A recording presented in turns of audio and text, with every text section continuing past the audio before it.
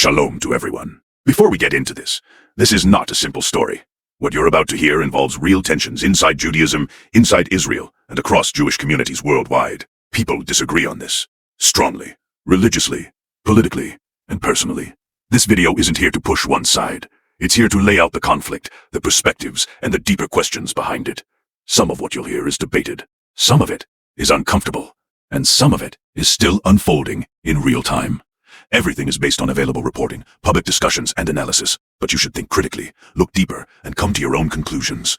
This is about understanding, not simplifying. So with that in mind, let's get into it. The Western Wall crisis. Legislative background. The Knesset's February 2026 legislation, attempting to criminalize egalitarian prayer at the Western Wall, represents one of the most severe ruptures in Israel-diaspora relations in modern history. The proposed law, which passed its preliminary reading, would impose penalties of up to 7 years imprisonment for conducting Jewish worship not sanctioned by the ultra-Orthodox chief rabbinate.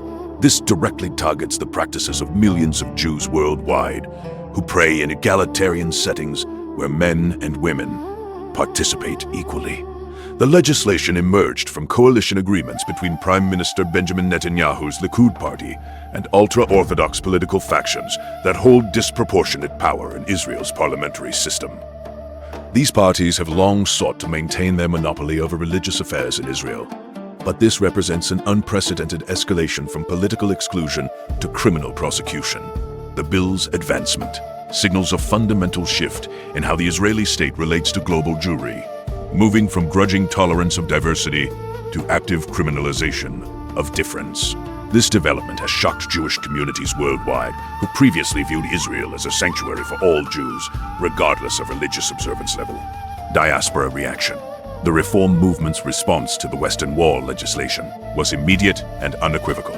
Rabbi Rick Jacobs, president of the Union for Reform Judaism, declared that the bill would criminalize the way the vast majority of world Jewry prays, noting that in North America, approximately 85% of affiliated Jews worship in egalitarian settings where women read from Torah, lead services, and participate fully. The legislation effectively declares that the religious practice of most diaspora Jews is illegal in the Jewish state.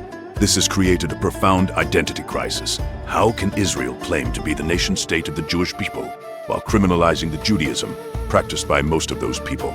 The conservative and reconstructionist movements issued similar condemnations, creating a rare moment of unity among progressive Jewish denominations in opposition to Israeli policy. Major Jewish organizations like the Jewish Federations of North America and the American Jewish Committee have mobilized against the bill, threatening to withhold support from Israeli programs. The crisis has reached such intensity that some commentators speculate it could permanently fracture the Israel-diaspora relationship that has sustained Jewish peoplehood for decades. Political dynamics. The Western Wall legislation reveals the fragility of Israel's coalition politics and the outsized influence of religious parties. Netanyahu's government depends on ultra-Orthodox support for its parliamentary majority, giving these parties veto power over religious legislation. The proposed law goes far beyond previous compromises that created a separate egalitarian prayer space at the wall's southern section, where previous arrangements were exclusionary. This new legislation is actively punitive. Critics note that the bill would technically criminalize a father and daughter praying together, a mother wearing a talit, or any mixed-gender Torah reading. The political timing, following Netanyahu's return to power with a right religious coalition, suggests this is not merely symbolic, but represents a genuine attempt to enforce Orthodox hegemony through state power. Ultra-Orthodox parties have successfully blocked previous attempts at religious reform, including conversion legislation, public transportation on Shabbat, and civil marriage. The Western Wall bill represents their most aggressive move yet, using criminal law rather than administrative barriers to enforce their religious vision. Historical context.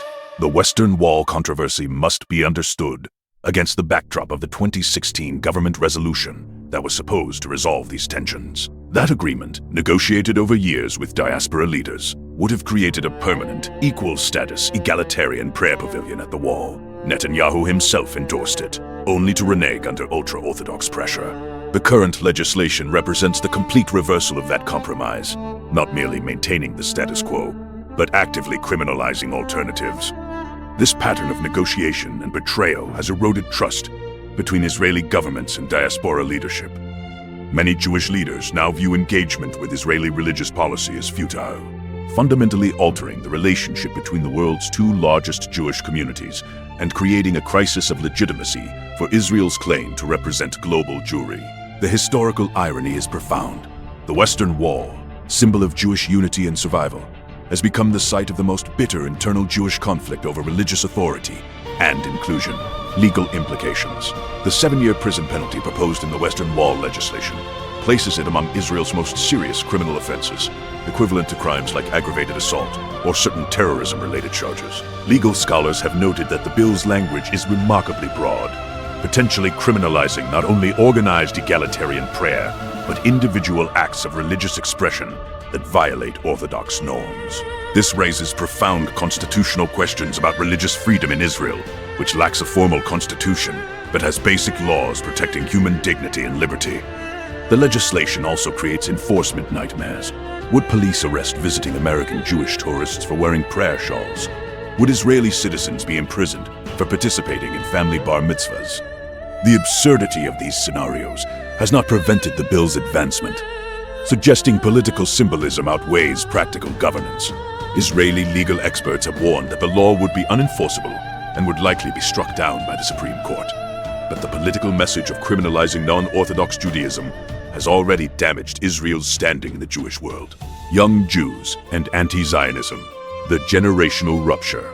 Perhaps no phenomenon alarms Jewish communal leaders more than the adoption of anti-Zionist frameworks by young Jews at elite Western universities. This represents a historic rupture. For decades, Jewish identity provided insulation from anti-Israel sentiment, with even secular Jews maintaining tribal solidarity. Today, that assumption has collapsed. Young Jews are not merely criticizing Israeli policy, but adopting Palestinian nationalist narratives that reject Jewish sovereignty entirely. They participate in demonstrations featuring slogans like "From the River to the Sea," which implies the elimination of Israel, and organize campus events that frame Zionism as a form of white supremacy. This shift goes far beyond previous generational gaps in Israel engagement. It represents a fundamental rejection of the premise that Jews constitute a people with collective national rights. The phenomenon is concentrated in elite educational institutions where progressive ideology dominates, creating a stark class divide in Jewish identity formation that threatens to reshape the community's demographic and political profile. The campus environment. The university environment has become uniquely hostile to Jewish identity in ways that accelerate anti-Zionist adoption among young Jews. Elite campuses feature sophisticated anti-Israel organizing that frames Palestinian solidarity as the premier moral cause of our time, creating immense social pressure. Jewish students report that maintaining Zionist identity requires constant defensive justification, while adopting anti-Zionism offers social acceptance and moral status. The October 7, 2023 Hamas attack and subsequent Gaza war intensified this dynamic, with many campus groups either justifying the violence or refusing to condemn it. Post-October 7 polling revealed that among Americans aged 18-24, a majority expressed greater sympathy for Hamas than Israel, a statistic that would have been unthinkable a generation ago, and suggests Jewish identity no longer provides automatic insulation from anti-Israel sentiment. Campus environments have become testing grounds where young Jews must choose between social belonging and tribal loyalty, with many choosing the former and rationalizing it through ideological frameworks that recast anti-Zionism as Jewish values in action. Psychological mechanisms. The adoption of anti-Zionism by young Jews involves complex psychological mechanisms that communal leaders struggle to address. For some, it represents a form of moral grandstanding, the desire to demonstrate superior ethical sensitivity by adopting the most radical position available. For others, it reflects genuine empathy with Palestinian suffering, untempered by historical context or security concerns. Many young Jews experience this as liberation from tribal obligations, embracing universalist values they associate with progressivism. The phenomenon also involves social contagion. As anti-Zionism becomes normalized in progressive spaces, Jewish students face pressure to conform or be ostracized. This creates painful identity conflicts, with some resolving them by rejecting Zionism entirely, others by hiding their views, and a minority by becoming vocal defenders of Israel against their peers. Mental health professionals report increasing anxiety among young Jews navigating these conflicts, suggesting the phenomenon has psychological costs that are rarely acknowledged in public discourse about Jewish identity and Israel. Educational failure. The rise of Jewish anti-Zionism reflects systemic failures in Jewish education, particularly in non-Orthodox communities. Fewer than half of American Jews can identify basic Jewish beliefs, texts, or historical narratives, leaving them defenseless against sophisticated anti-Jewish arguments they encounter in university settings. Many Jewish day schools and supplementary programs avoided serious Israel education, fearing controversy or seeking to accommodate diverse views. The result is graduates who lack the historical knowledge to contextualize Palestinian claims, the textual literacy to understand Jewish indigenous connection to Israel, or the analytical tools to evaluate anti-Zionist rhetoric. When these students encounter charged campus environments, they lack intellectual antibodies against narratives that frame Zionism as colonialism and Jewish presence as illegitimate occupation. Educational researchers have documented how Jewish educational institutions systematically underemphasized Zionist history, creating graduates who knew they were supposed to support Israel, but could not articulate why, making them easy targets for anti-Zionist persuasion. The role of intersectionality. Contemporary progressive ideology, particularly intersectionality theory, has created frameworks that systematically disadvantage Jewish identity claims. Intersectionality originally analyzed how overlapping, marginalized identities compound disadvantage, but campus applications often treat Jews as white oppressors rather than a historically persecuted minority. This framework places Palestinian identity at the top of progressive victim hierarchies, while categorizing Jewish identity as privileged, even when Jews face hate crimes at record rates. Young Jews, internalizing these frameworks, experience cognitive dissonance. They are taught to celebrate their ethnic identities, while being told their specific identity represents oppression. Anti-Zionism resolves this tension by allowing Jews to maintain ethnic identification, while rejecting the aspect of Jewish identity, collective sovereignty, that progressive ideology deems problematic. The framework's power lies in its moral vocabulary, which allows anti-Zionist Jews to claim they are upholding Jewish values of justice while attacking the Jewish state, creating an ideological structure that is difficult to penetrate with historical or security-based arguments. Diaspora intervention in Israeli policy, the core tension. The question of diaspora Jewish intervention in Israeli policy has become extraordinarily fraught, with both sides making legitimate claims that seem irreconcilable. American Jews, particularly in progressive circles, feel morally obligated to use their political and financial influence to shape Israeli behavior, viewing silence as complicity in policies they oppose. Israelis, particularly on the right, resent external pressure from those who do not face security threats, pay taxes, or serve in the military.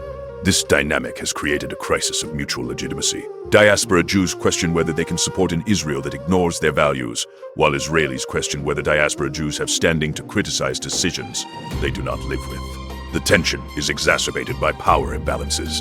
American Jews have disproportionate financial and political resources, while Israelis control the actual state apparatus. This creates a toxic dynamic where interventions are resented as imperialism and non-intervention is condemned as abandonment. The skin in the game argument. Israeli critics of diaspora intervention frequently invoke the concept of skin in the game, the idea that only those bearing consequences should make decisions. This argument holds that American Jews advocating for territorial withdrawal, for example, do not face the rocket attacks that might follow. They do not send children to the army. They do not pay the taxes that fund security infrastructure. From this perspective, diaspora advocacy is cheap moralism purchased with others' blood. The argument has force. There is indeed something grotesque about comfortable Americans lecturing Israelis on security risks they will never face. However, the argument cuts both ways. Israelis do not face the anti-Semitism that surges when Israel takes controversial actions. They do not navigate professional environments where Zionism is increasingly stigmatized. They do not raise children in educational systems where Jewish identity is under siege. The skin in the game framework, taken seriously, would silence everyone, an outcome that serves no one's interests. Financial leverage. The financial dimension of diaspora intervention creates particular resentment in Israel. American Jewish philanthropy funds significant portions of Israeli civil society, including organizations that explicitly oppose government policies. This creates a dynamic where Israeli NGOs depend on foreign funding to challenge their own elected government, which many Israelis view as democratically illegitimate interference. The Netanyahu government has attempted to restrict such funding through transparency laws targeting foreign government support for NGOs. But private American Jewish philanthropy remains a major source of financing for Israeli opposition groups. This financial leverage is experienced in Israel as neo-colonialism, wealthy Americans using money to override local democratic preferences. The resentment is compounded by class dynamics.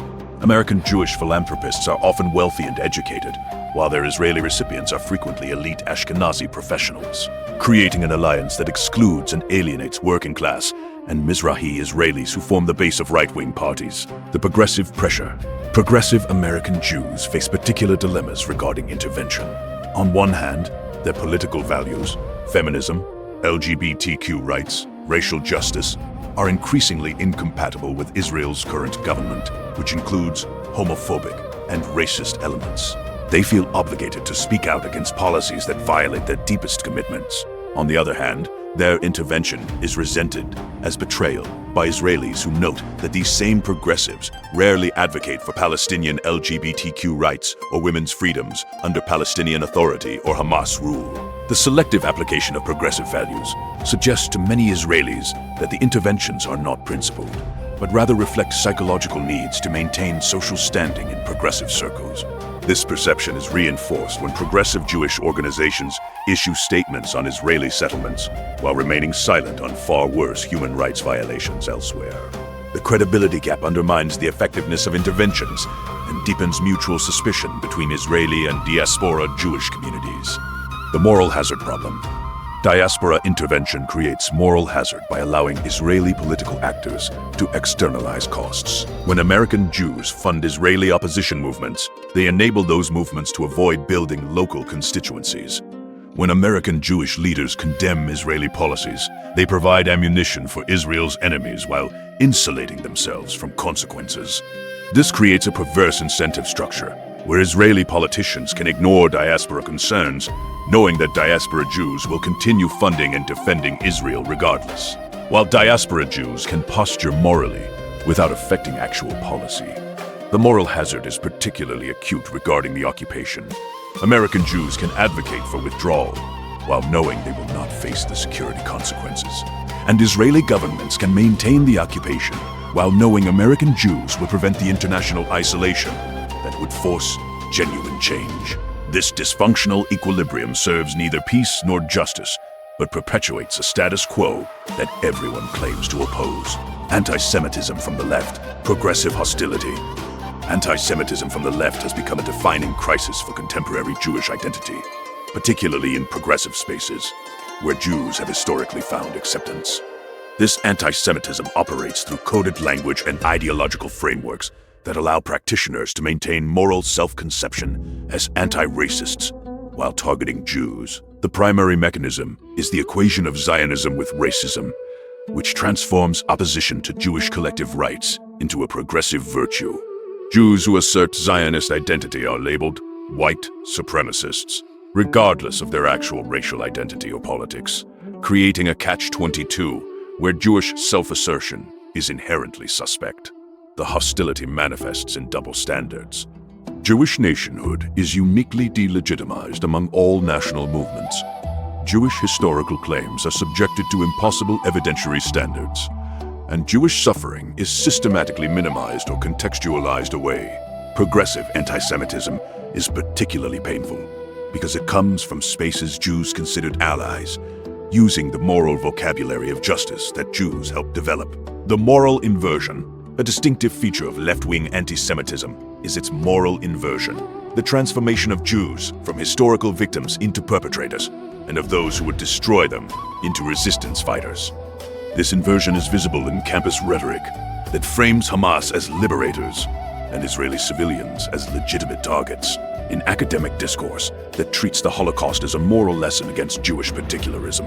rather than a crime against Jews, and in activist circles that celebrate violence against Jews as decolonization.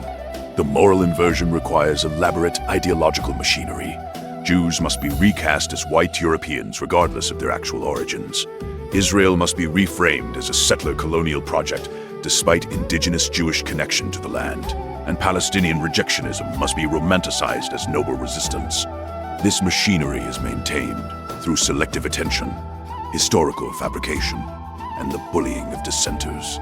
The result is a moral universe where the world's most persecuted people become its primary villains, and those who attack them become heroes. A cognitive distortion that would be laughable if it did not have real-world, violent consequences. Institutional capture. Left-wing anti-Semitism has achieved significant institutional capture in sectors that matter for Jewish life: universities, media, cultural institutions, and progressive politics. University departments in Middle Eastern studies, ethnic studies, and related fields often function as ideological centers hostile to Jewish identity, where Zionist students face harassment and Zionist faculty face exclusion. Major media outlets demonstrate consistent bias in coverage of Israel-Palestine, employing double standards that would be obvious if applied to any other conflict. Cultural institutions that once celebrated Jewish creativity now platform anti-Zionist voices while excluding Zionist Jews, creating an environment where Jewish artists must choose between their identity and their careers. Progressive political organizations, from the Women's March to Black Lives Matter, have incorporated anti-Zionism into their platforms, making Jewish participation contingent on self-abnegation. This institutional capture means that Jews cannot simply avoid hostile spaces. The hostile spaces control access to cultural prestige, professional advancement, and political influence. Anti-Semitism. From the right, traditional hatred, while left-wing anti-Semitism dominates elite discourse. Right-wing anti-Semitism remains a potent threat, particularly in its traditional forms of religious hatred, conspiracy theorizing, and racial nationalism. The resurgence of white identity politics has brought classical anti-Semitic tropes back into mainstream circulation. The Jew as manipulator of finance, controller of media, and corrupter of culture. Figures like Tucker Carlson have mainstreamed Great Replacement rhetoric that echoes Nazi propaganda about Jewish demographic subversion. The January 6th Capitol riot featured participants wearing Camp Auschwitz shirts and invoking QAnon conspiracy theories with anti-Semitic roots. Right-wing anti-Semitism is more overtly violent than its left-wing counterpart, with neo-Nazi and white supremacist groups responsible for the majority of anti-Semitic hate crimes in the United States. The threat is compounded by the internet's facilitation of radicalization, where young men are drawn into anti-Semitic ideology through gaming communities, meme culture, and algorithmic recommendation systems. The convergence problem. A particularly disturbing development is the convergence of left and right-wing anti-Semitism around shared obsessions with Jewish power, Zionist conspiracy, and the illegitimacy of Jewish collective existence. This convergence is visible in the strange alliance between white nationalists and radical Islamists in opposing Zionist control, in the shared vocabulary of globalists and elites that functions as anti-Semitic dog whistles, and in the mutual amplification of anti-Israel content across ideological divides. Figures like Nick Fuentes have built followings that blend far-right racism with anti-Israel rhetoric, attracting both neo-Nazis and anti-Zionist leftists. The convergence creates a pincer movement where Jews face hostility from both political flanks, making the traditional strategy of aligning with one side against the other increasingly untenable. It also reveals the ideological incoherence of much contemporary anti-Semitism, which combines incompatible worldviews in shared hatred of Jews. Political mainstreaming. Right-wing anti-Semitism has achieved troubling mainstreaming in conservative politics, where it is often disguised as anti-globalism, cultural conservatism, or support for Christian Zionism that masks theological hostility. The Republican Party's tolerance of candidates with anti-Semitic associations, whether Marjorie Taylor Greene's QAnon links or Paul Gosar's white nationalist connections, signals that anti-Semitism is no longer a disqualifying factor in conservative politics. This mainstreaming is facilitated by the conflation of anti-Semitism with anti-Israelism in conservative discourse, which allows right-wing figures to claim philo-Semitic credentials while promoting policies and rhetoric that endangered Jews. The Trump administration exemplified this dynamic. Unprecedented pro-Israel policies coexisted with presidential rhetoric that energized white nationalists and conspiracy theorists. Jews are thus asked to choose between material support for Israel and protection from domestic anti-Semitism, a choice that should not be necessary and that damages Jewish political cohesion. Jewish education crisis, the knowledge deficit. The crisis in Jewish education represents an existential threat to non-Orthodox Jewish continuity, with measurable declines in basic Jewish literacy that leave young Jews defenseless against assimilation and hostility. Surveys consistently show that fewer than half of American Jews can identify the Torah, recognize basic Hebrew prayers, or explain fundamental Jewish concepts like tikkun olam in its authentic meaning. This knowledge deficit is not merely academic. It strips young Jews of the cultural resources necessary to maintain identity in a society that pressures conformity. When young Jews encounter anti-Zionist arguments on campus, they lack the historical framework to evaluate claims about Jewish indigenous connection to Israel. When they face social pressure to abandon Jewish particularism for universalism, they lack the textual literacy to articulate why Jewish continuity matters. The knowledge deficit is most acute among the children of intermarried families who receive even less Jewish education and show the highest rates of disaffiliation. Institutional failure.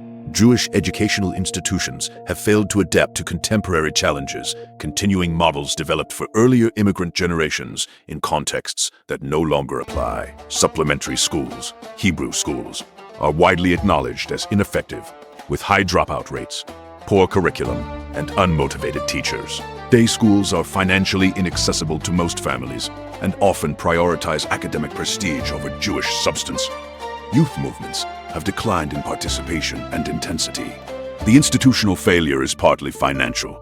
Jewish philanthropy has prioritized Israel advocacy and defense over education, but partly ideological. Many Jewish educators embraced a universalist vision of Judaism that minimized particularist content, producing graduates who knew they were Jewish but could not articulate what that meant beyond ethnic food and Holocaust remembrance. This universalist approach left students particularly vulnerable to anti-Zionist ideology that frames Jewish particularism as the root of all evil. The Israel education gap. Israel education in Jewish schools has been particularly problematic, swinging between uncritical advocacy and embarrassed silence without achieving genuine educational sophistication. Schools that taught Israel did so through haspara, advocacy, rather than education, presenting simplistic narratives that collapsed under the complexity students encountered in college. Schools that avoided Israel education left students unprepared for the hostility they would face, with no framework for understanding why Israel matters or how to think about its flaws. The result is generations of Jewish students who either become anti-Zionist because their early education was propagandistic and easily discredited, or become passive because they lack any education at all. Post-October 7th surveys suggest that Jewish students with substantive Israel education were more resilient in maintaining Zionist identity during campus crises. But such education remains rare. The gap between educational need and educational provision is perhaps the single most addressable factor in the Jewish identity crisis. Orthodoxy's advantage. The Orthodox community's relative success in education highlights the failures of non-Orthodox approaches and raises uncomfortable questions about Jewish continuity. Orthodox day schools achieve near universal enrollment, intensive textual study, and high retention rates. Their students emerge with Hebrew fluency, Talmudic literacy, and strong identity formation that withstands secular pressure. Non-Orthodox educators often dismiss Orthodox methods as incompatible with modernity, but this dismissal masks an unwillingness to invest resources and demand commitment. The Orthodox advantage is partly financial. Orthodox families prioritize education and accept material sacrifice, but partly cultural. Orthodox communities create total environments where Jewish practice is normalized and rewarded, while non-Orthodox communities offer fragmented, optional programming that signals Jewish identity is a leisure activity rather than a way of life. The demographic implications are stark. Orthodox Jews are growing as a share of the Jewish population, while non-Orthodox Jews decline through assimilation and low birth rates. Defining Israel as a Jewish state. Theological divisions.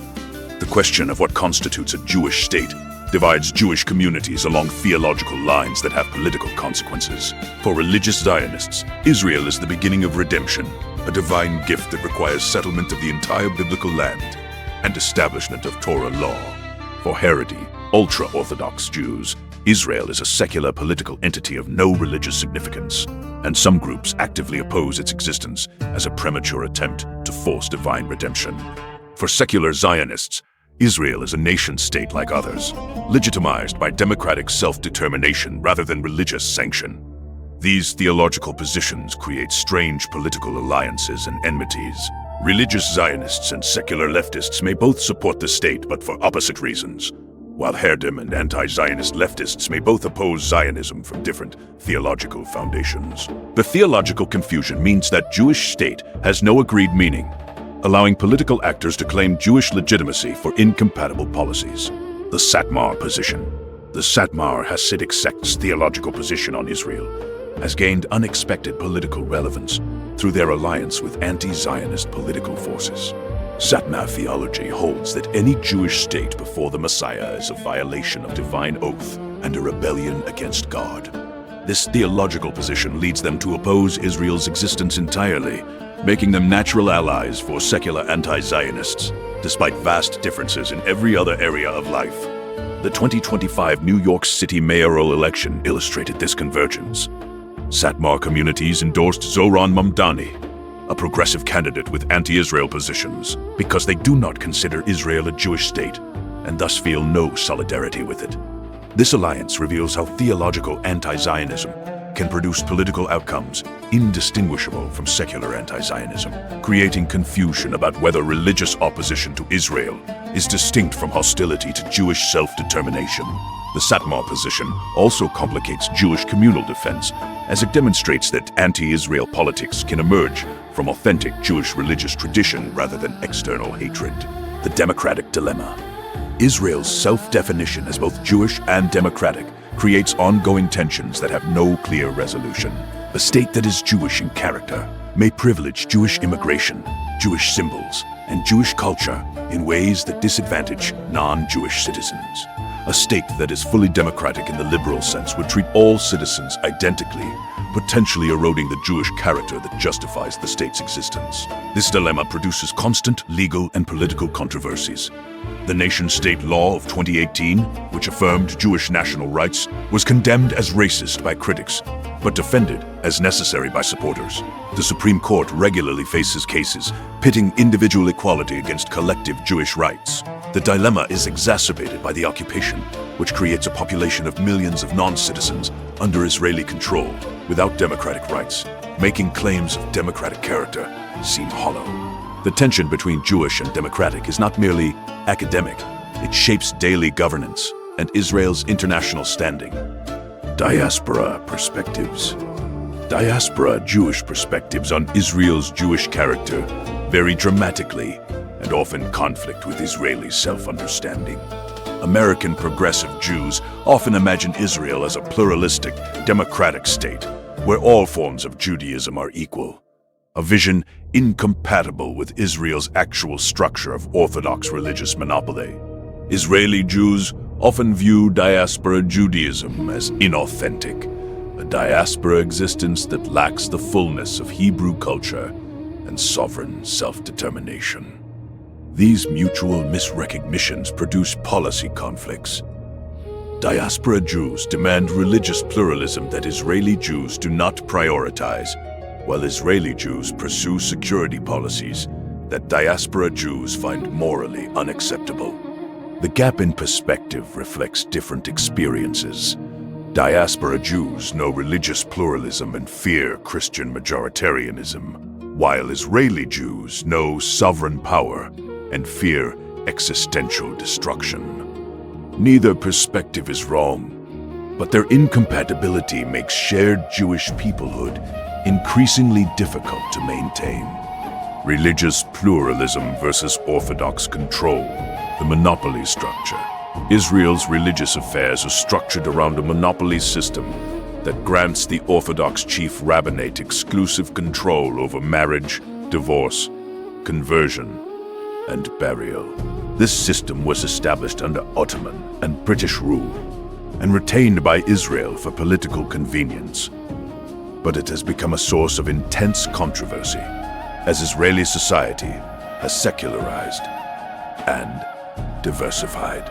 The chief rabbinate's monopoly means that non-Orthodox Jews cannot marry in Israel, that converts through Reform or conservative Judaism are not recognized as Jewish for citizenship purposes, and that women face systematic discrimination in religious courts. The monopoly is maintained by political deals between religious parties and governing coalitions, making it resistant to reform despite majority opposition among Israeli Jews. The system creates absurdities. Israeli citizens fly to Cyprus to marry.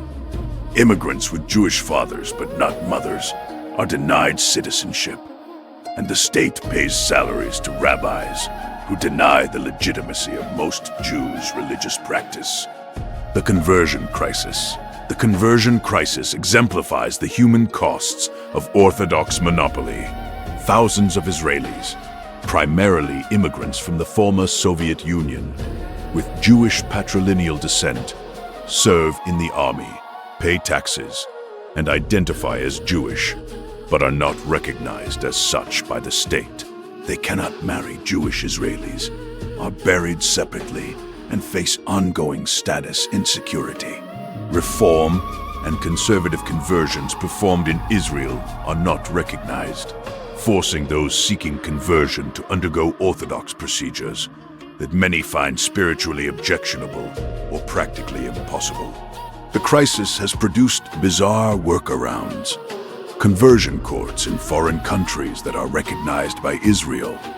Conversion therapy that is really Orthodox indoctrination. And political pressure on individual rabbis to perform conversions outside official channels. The human suffering is considerable. Families divided by status, individuals denied basic rights, and a permanent underclass of partial Jews created by state policy. The crisis also damages Israel's claim to be a Jewish state, as it excludes those who wish to join the Jewish people through non-Orthodox paths. The political economy. The Orthodox monopoly is sustained by a political economy that distributes resources and privileges to religious institutions and their constituencies. The state funds Orthodox yeshivas at levels that enable mass full-time Torah study, creating a Haredi community that does not participate in the workforce or military service, but depends on state support. Religious councils control local budgets for synagogues, mikvahs, and religious services, directing resources to Orthodox institutions exclusively. Political appointments to religious positions are controlled by religious party functionaries, creating patronage networks that resist reform. This political economy means that religious monopoly is not merely a matter of principle, but of material interest. Thousands of families depend on Orthodox institutional employment, and any threat to the monopoly threatens their livelihoods. The economic stakes make religious reform politically difficult, even when majority opinion supports it, as religious parties can credibly threaten coalition collapse if their interests are threatened. The military exemption. The military service exemption for Haredi yeshiva students represents perhaps the most contentious aspect of Orthodox privilege and a flashpoint for broader social tensions. Since Israel's founding, Haredi men studying Torah full-time have been exempt from compulsory military service, a concession made to secure religious support for statehood. The exemption has grown from hundreds to tens of thousands as the Haredi population has expanded, creating a situation where a significant minority avoids national service while benefiting from the security provided by others. Secular and national religious Israelis resent this arrangement, viewing it as free riding that undermines social solidarity and military burden sharing. Attempts to draft Haredi men have triggered mass protests, political crises, and even violence. The exemption issue connects religious pluralism to broader questions of civic equality. If Haredi Judaism is privileged with exemption from basic citizenship obligations, can Israel claim to treat all Jews equally? The issue has become more acute as security threats intensify and military service grows more dangerous. Women's rights. The Orthodox monopoly systematically disadvantages women in ways that have become increasingly unacceptable to Israeli society and international opinion. Religious courts in marriage and divorce cases are staffed exclusively by men and apply patriarchal interpretations of Jewish law that leave women vulnerable. Agunot women whose husbands refuse religious divorce cannot remarry under Jewish law and face permanent limbo. Women are excluded from religious councils, segregated in public spaces in religious neighborhoods, and erased from public advertising in Haredi areas under modesty pressure. The monopoly's gender discrimination creates conflicts with Israeli law's commitment to equality, but religious courts claim autonomy based on historical arrangement. Feminist organizations have challenged these arrangements through civil courts and legislation, producing partial victories but ongoing resistance from religious authorities. The gender dimension of religious monopoly makes it particularly galling to progressive Jews abroad, who see Israeli treatment of women as comparable to treatment in Muslim theocracies they oppose. The Tel Aviv Synagogue Incident. The August 2025 Tel Aviv Synagogue contract controversy illustrates how religious pluralism conflicts play out in practice. A synagogue in Israel's most secular city attempted to hire a rabbi through a contract that included standard non-discrimination language, prompting a political storm when religious parties claimed this would force Orthodox institutions to violate their principles. The incident revealed the fragility of even modest pluralism gestures and the willingness of religious parties to escalate minor issues into major crises. It also showed the polarization of Israeli society. Tel Aviv, as a symbol of secular Israel, attempting normal employment practices, while religious parties treated this as an existential threat. The incident's resolution, typically a compromise that maintained Orthodox privilege, demonstrated the structural advantage religious parties hold in coalition politics. Such incidents accumulate, creating a sense among secular Israelis that they are second-class citizens in their own country, and among diaspora Jews that Israel has abandoned religious equality. The October 7th aftermath, communal trauma. The October 7th, 2023 Hamas attack and subsequent Gaza war created unprecedented trauma in the Jewish world that continues to shape communal dynamics. The scale of the massacre, 1,200 killed, thousands wounded, hundreds taken hostage, was the deadliest day for Jews since the Holocaust and shattered Israeli security assumptions. The communal response revealed both extraordinary solidarity and troubling divisions. Jews worldwide mobilized support, visited Israel, and rallied in unprecedented numbers. Yet the response also exposed fault lines. Some Jewish organizations hesitated to condemn Hamas unequivocally, seeking context or balance that many found morally obscene. Young Jews in particular showed disturbing response patterns, with some justifying the violence or denying its severity. The trauma has not healed.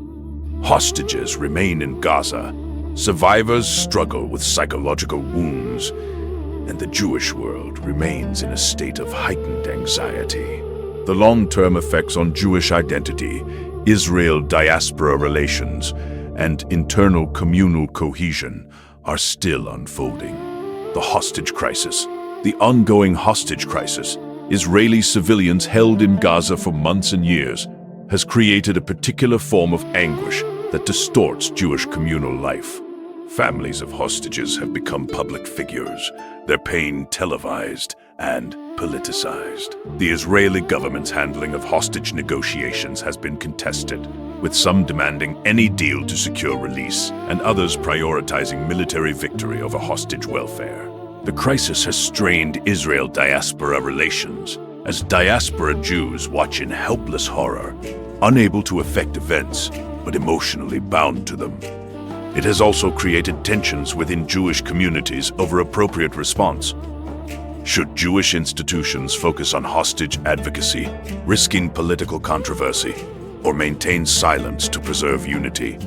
The hostage crisis exemplifies the powerlessness of diaspora Jews in the face of Israeli security decisions, reinforcing resentment of interventions that seem to ignore hostage welfare, while also highlighting the moral costs of prioritizing military action over civilian lives. The Gaza war controversy. Israel's military response in Gaza has generated the most severe international criticism of Israel in decades and created impossible dilemmas for Jewish communal organizations.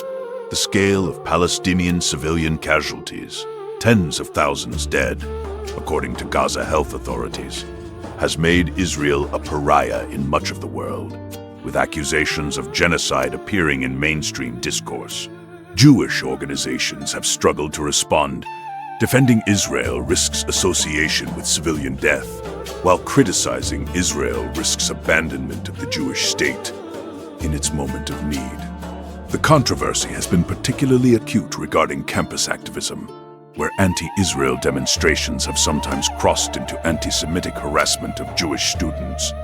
The Gaza war has also strained interfaith relationships, with many Christian and Muslim partners unwilling to condemn Hamas or support Israel's right to self-defense. The war's duration and devastation have made temporary solidarity impossible. Jewish communities face permanent crisis management with no resolution in sight. Anti-Semitic surge. The October 7th attack and subsequent war triggered an explosion of anti-Semitic incidents worldwide that has fundamentally altered Jewish security calculations. The ADL reported record levels of anti-Semitic harassment, vandalism, and violence in 2023. 2024, with particularly sharp increases on college campuses and in major cities. The anti-Semitism took diverse forms: Islamist violence, left-wing anti-Zionist harassment, right-wing conspiracy theorizing, and generalized hostility in public spaces. Jews faced dilemma. Should they hide identifying symbols, or would that represent surrender? Should they increase security, or would that create fortress mentality? The surge revealed that Jewish security assumptions, developed in the post-Holocaust period of Philo-Semitic consensus, were obsolete. Jews in Western democracies faced the possibility that the societies were not as safe as believed, and that progressive allies would not protect them. The psychological impact has been profound, with many Jews reporting heightened anxiety, changed behavior patterns, and reconsideration of their place in societies they had considered home. The context debate. A bitter internal Jewish debate emerged over whether to provide context for the October 7th attack, whether mentioning Israeli policies, Palestinian grievances, or historical background when condemning Hamas. Mainstream Jewish organizations insisted on unequivocal condemnation without context, viewing any contextualization as justification. Progressive Jews often sought to contextualize while condemning, viewing decontextualized condemnation as dishonest and politically motivated. The debate revealed incompatible moral frameworks. One side prioritized solidarity and the unambiguous rejection of violence against civilians, while the other prioritized truth-telling and the acknowledgement of Palestinian humanity. The context debate became a proxy for deeper divisions about Zionism, Jewish power, and the legitimacy of Palestinian grievances. It also became a test of communal belonging. Those who contextualized were often excluded from mainstream platforms, while those who refused were condemned as morally obtuse by progressives. The debate remains unresolved, and continues to poison Jewish communal discourse. Intermarriage and continuity, the demographic crisis. Intermarriage rates among non-Orthodox Jews have reached levels that threaten community continuity, with approximately 70% of non-Orthodox Jews marrying non-Jews. This demographic reality creates existential anxiety. Will there be non-Orthodox Jews in future generations? The children of intermarried families identify as Jewish at much lower rates and receive minimal Jewish education. Jewish institutions have struggled to respond, with some embracing intermarried families to maximize retention and others maintaining boundaries to encourage endogamy. Neither strategy has clearly succeeded. The demographic crisis is compounded by low birth rates among secular Jews, creating a double bind of fewer marriages and fewer children per marriage. Orthodox communities, with high birth rates and low intermarriage, are growing relative to the declining non-Orthodox population, potentially reshaping Jewish community character toward greater religious traditionalism. The crisis raises fundamental questions. What is the value of Jewish continuity, and what sacrifices should be made to achieve it? The inclusion debate. Jewish institutional responses to intermarriage have swung between exclusion and inclusion, with neither approach demonstrating clear success in maintaining identity. Exclusionary approaches, refusing rabbinic officiation, denying synagogue membership, or treating intermarried Jews as second class, have been abandoned by most liberal denominations as morally unacceptable and practically counterproductive. Inclusionary approaches, welcoming intermarried families, patrilineal descent recognition, and outreach programming have not prevented massive disaffiliation. The debate continues because the stakes are existential, but the evidence is ambiguous. Some research suggests that inclusion increases retention of intermarried families. Other research suggests it lowers the threshold of Jewish commitment, producing nominal identification without substance. The inclusion debate also reflects theological differences. Traditional Judaism views intermarriage as prohibited, while liberal Judaism views personal autonomy as paramount. These theological commitments cannot be reconciled through social science, making the debate ultimately about Jewish values rather than practical outcomes. The patrilineal descent question. The question of whether Jewish identity should pass through the father as well as the mother, patrilineal descent, has divided Jewish movements since the Reform movement's 1983 decision to recognize it. Orthodox and conservative movements maintain matrilineal descent as halakhic, Jewish legal requirement, while Reform and Reconstructionist Judaism accept patrilineal descent with appropriate Jewish upbringing. This division creates practical crises. Individuals considered Jewish by Reform standards are not considered Jewish by Orthodox standards, leading to status conflicts in marriage, conversion, and burial. The patrilineal descent debate reflects deeper disagreements about Jewish identity's nature. Is it primarily biological, cultural, or chosen? The Orthodox position emphasizes biological continuity through mothers, while liberal positions emphasize cultural transmission and personal identification. The debate has practical consequences for Israel's law of return, which recognizes patrilineal Jews for citizenship, but not for religious status, creating a class of partial Jews with ambiguous standing. The inability to resolve this question reflects the broader fragmentation of Jewish religious authority. Jewish peoplehood, the conceptual crisis, the idea of Jewish peoplehood, Klal Yisrael, the unity of all Jews across religious and national divisions, faces conceptual crisis as internal divisions deepen. Traditional Jewish peoplehood was maintained by shared religious practice, common enemy, and relative isolation from host societies. Contemporary Jewish peoplehood must be maintained across vast religious differences, from Haredi to secular, political antagonisms, pro- and anti-Israel, and geographic dispersion. The conceptual crisis is visible in institutional failures. Organizations claiming to represent all Jews are increasingly partisan, while neutral institutions lose relevance. It is visible in vocabulary collapse. Terms like Jewish values have been emptied of shared meaning through competing claims. It is visible in ritual decline. Practices that once marked Jewish belonging, kashrut, Sabbath, festival observance, are no longer shared. The crisis raises questions about whether Jewish peoplehood is worth maintaining, and if so, on what basis. Some argue for peoplehood based on shared fate and mutual responsibility. Others view peoplehood as anachronistic nationalism that should be abandoned for universalism or particularist religious commitment. The Israel-diaspora rupture. The relationship between Israel and diaspora Jewry, once the practical foundation of Jewish peoplehood, has ruptured to the point of potential irreparability.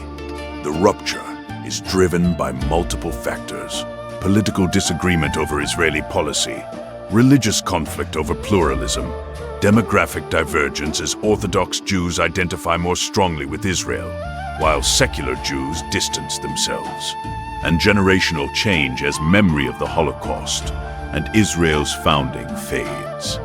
Israeli Jews increasingly view diaspora Jews as either irrelevant or actively harmful, while diaspora Jews increasingly view Israel as embarrassing or morally bankrupt. The rupture is institutional. Diaspora funding for Israel declines. Israeli outreach to diaspora Jews is perfunctory, and shared institutions like the Jewish Agency lose purpose. It is emotional. Surveys show declining mutual identification and trust. The rupture threatens Jewish peoplehood's material basis. Diaspora support for Israel has been a major source of Jewish solidarity, and its symbolic basis, as Israel's existence was the proof that Jewish peoplehood had political meaning. The particularism-universalism tension. Jewish peoplehood is strained by the tension between particularist commitment to Jewish continuity and universalist commitment to human equality and justice. This tension is ancient, prophetic ethics versus tribal solidarity, but has become acute in contemporary progressive contexts where particularism is suspect. Jews committed to universalist values find Jewish peoplehood increasingly embarrassing, a form of ethnic nationalism indistinguishable from racism. Jews committed to particularist continuity find universalism threatening, a solvent that dissolves Jewish distinctiveness into generic humanism. The tension produces identity conflicts. Can one be a good Jew and a good cosmopolitan? Must one choose between tribal loyalty and moral principle? The tension also produces political conflicts, as Universalist Jews often oppose particularist Jewish interests, Israel, communal self-defense, while particularist Jews view Universalist Jews as self-hating or naive. The particularism-universalism tension cannot be resolved. It can only be managed through complex identities that balance both commitments, but such balancing is increasingly difficult in polarized times. The role of anti-Semitism. Anti-Semitism has historically functioned as the glue of Jewish peoplehood, creating shared fate that transcended internal differences. The resurgence of anti-Semitism in the 21st century tests whether this mechanism still operates. On one hand, anti-Semitic threats have produced extraordinary Jewish solidarity. The response to October 7th, the mobilization against campus anti-Semitism, and the defense of Jewish institutions demonstrate persistent peoplehood. On the other hand, anti-Semitism also divides Jews. Debates over its sources, left versus right, appropriate responses, defense versus dialogue, and relationship to Israel, is anti-Zionism, anti-Semitism, are bitterly contested. Some Jews respond to anti-Semitism by intensifying particularist commitment. Others respond by distancing themselves from Jewish identification to avoid targeting. The role of anti-Semitism in maintaining peoplehood is thus ambiguous. It forces recognition of shared fate, but does not guarantee positive response to that recognition. As anti-Semitism becomes normalized in various social sectors, its peoplehood-maintaining function may decline if Jews simply adapt to hostile environments rather than resisting them collectively. The future of community organizations. Jewish communal organizations, federations, community centers, defense agencies face existential questions about their purpose as Jewish peoplehood fragments. These organizations were built on assumptions of shared Jewish interests that no longer hold, that all Jews care about Israel, that religious pluralism is a shared value, that anti-Semitism unites rather than divides. They now serve increasingly segmented populations with incompatible priorities. Orthodox Jews who need religious services, secular Jews who need cultural programming, pro-Israel Jews who need advocacy, anti-Israel Jews who need space to criticize. The organization's response has typically been to become big tents that include all perspectives, but this produces bland programming that satisfies no one and avoids controversial issues that might divide. Alternatively, organizations take sides and lose portions of their constituency. The organizational crisis reflects the deeper peoplehood crisis. If Jews do not share interests, what is the purpose of collective organization? The financial pressure is intense as identification weakens. Donations decline, forcing mergers and closures that further reduce communal infrastructure. Technology and transformation. Technology is transforming Jewish peoplehood in unpredictable ways, creating both connection and fragmentation. Digital platforms enable Jews worldwide to connect instantaneously, access religious texts and learning, and organize in response to crises. They also enable niche communities that bypass traditional structures, online minyanim that don't need synagogues, digital study groups that don't need schools, social media networks that don't need organizations. Technology facilitates the unbundling of Jewish life, where individuals assemble custom Jewish identities from disparate sources, rather than accepting packaged community membership. It also facilitates polarization, as algorithmic curation creates echo chambers, where Jews only encounter like-minded others. The transformation is generational. Younger Jews are digital natives for whom physical community is optional, while older Jews rely on traditional institutions. The long-term effects are unclear. Technology may enable new forms of peoplehood beyond geographic constraint, or it may accelerate fragmentation by reducing the costs of exit from collective structures. Pathways forward. The crises facing Jewish peoplehood are severe but not necessarily fatal. Jewish history is marked by adaptation and survival against odds.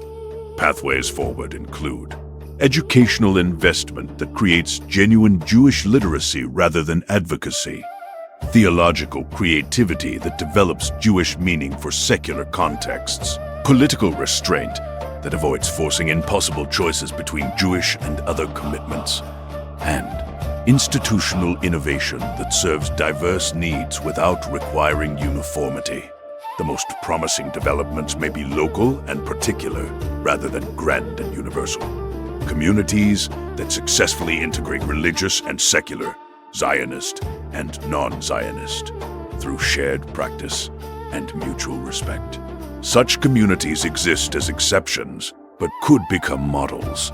The fundamental requirement is honesty about the depth of current divisions and willingness to rebuild peoplehood on new foundations, rather than nostalgia for imagined past unity. Jewish peoplehood has always been contested and reconstructed. The current crisis is extreme, but not unprecedented. Whether reconstruction succeeds depends on choices made by Jews in the coming years about what they value and what they will invest to preserve it.